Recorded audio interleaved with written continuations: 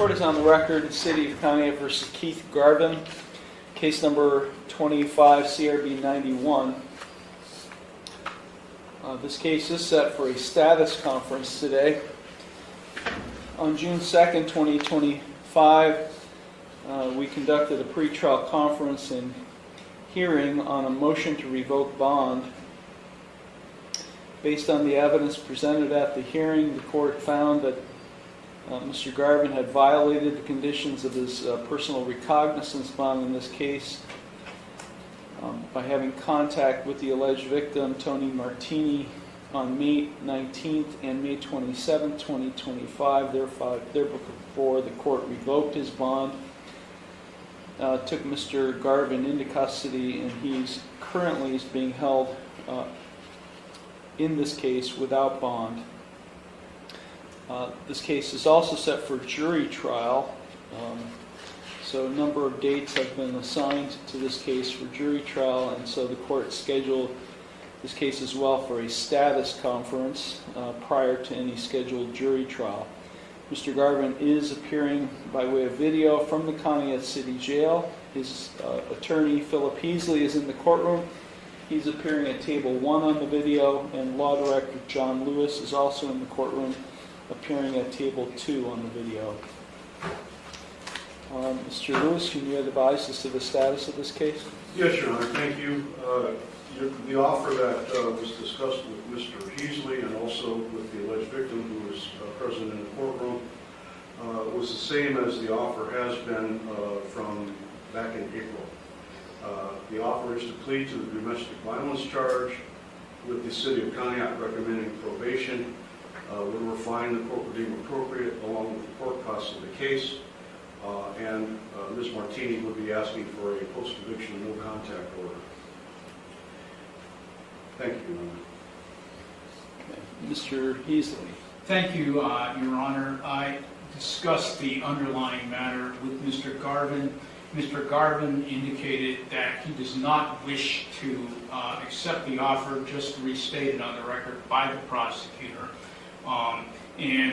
As the court is aware, a jury demand has been filed in this matter. So we do not have resolution on the underlying matter.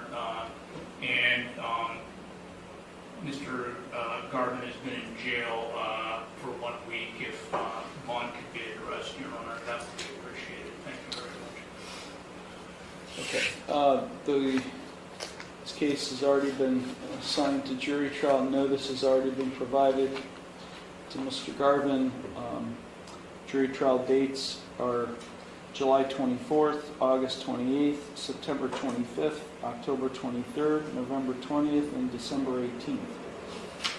So starting in July, it's assigned every month for jury trial until the end of the calendar year. I will make note that this case has not been resolved, the status conference, and that the jury trial will continue as scheduled. Okay, I'm going to address the issue of bond. Mr. Heasley. Thank you, Judge. We were here a week ago regarding a violation of the no contact order between Mr. Garvin and the alleged victim who was in the courtroom, Tony Martini. It did not involve any personal contact. It involved phone texting.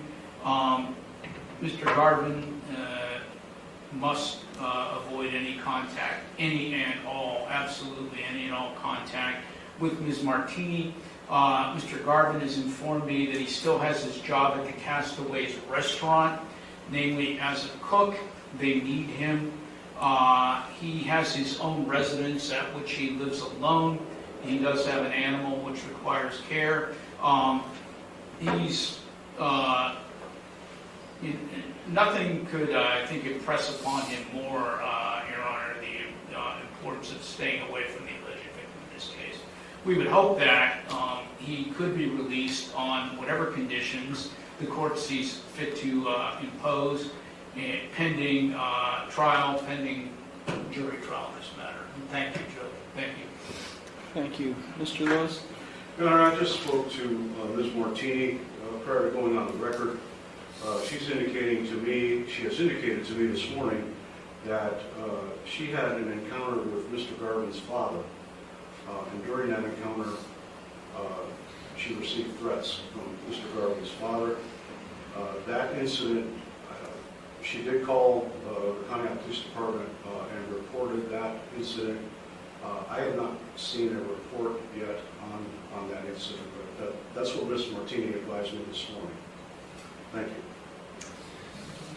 Well, if true, that would be intimidation of a witness, and that is a crime, if true, which means that not only could Mr. Garvin's father be charged with a crime, but if found that the defendant was responsible for that communication, he could also be charged. You know, Mr. Garvin, and I don't want you to say anything, I just want you to listen to me.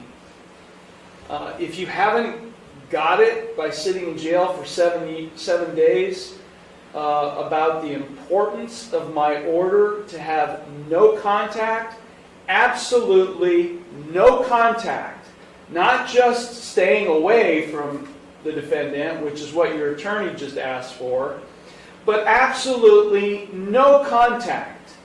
No communication, whether it be direct or indirect, meaning that instead of it coming directly from you, coming from any other person on your behalf. If I haven't impressed upon you the importance of having no contact with the alleged victim over the last 7 days of your incarceration, then perhaps I haven't impressed upon you anything. So let me ask you, Mr. Garvin, have you learned what I've just indicated, that you are to have no contact, direct or indirect, in any way, shape, or form with the alleged victim in this case? Have you learned that? Yes, Your Honor, loud and clear. Okay.